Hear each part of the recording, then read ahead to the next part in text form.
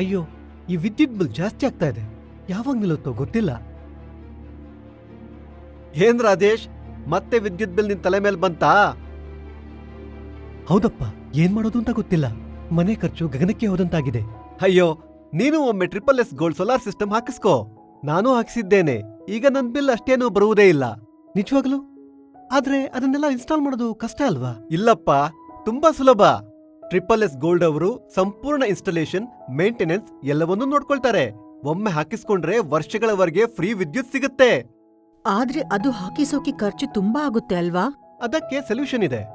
ನೀವು ಮನೆ ಅಥವಾ ಆಫೀಸ್ನಲ್ಲಿ 3 ಕಿಲೋವಾಟ್ ವರೆಗಿನ ಸೋಲಾರ್ ಸಿಸ್ಟಮ್ ಹಾಕಿಸ್ಕೊಂಡ್ರೆ ಸರ್ಕಾರದಿಂದ 78,000 ರೂಪಾಯಿ ಸಬ್ಸಿಡಿ ಸಿಗುತ್ತೆ. ಅದು ನೇರ ನಿಮ್ಮ ಬ್ಯಾಂಕ್ ಖಾತೆಗೆ ಬರುತ್ತೆ. ನಮ್ಮ ಮನೆಯಲ್ಲಿ ವಿದ್ಯುತ್ ಬಳಕೆ ತುಂಬಾ ಕಡಿಮೆ ಅಲ್ವಾ? ಆಗ ಉತ್ಪಾದನೆ ಆದ ವಿದ್ಯುತ್ ಏನಾಗುತ್ತೆ? ಅದಕ್ಕೂ ಸರ್ಕಾರ ಪ್ಲಾನ್ ಮಾಡಿದೆ. ಅದ್ಹೇಗೆ? ನೀನು ಉತ್ಪಾದನೆ ಮಾಡಿದ ಎಕ್ಸ್ಟ್ರಾ ವಿದ್ಯುತ್ ಸರ್ಕಾರಕ್ಕೆ ಮಾರಬಹುದು.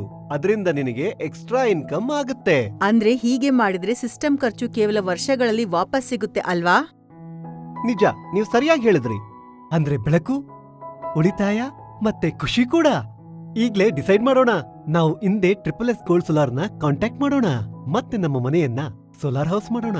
ನಾವಿದ್ದೇವೆ SSS ಗೋಲ್ಡ್. ನೆನ್ನೆ, ಇಂದು, ನಾಳೆ ನಿಮ್ಮ ಜೊತೆ ಯಾವಾಗಲೂ.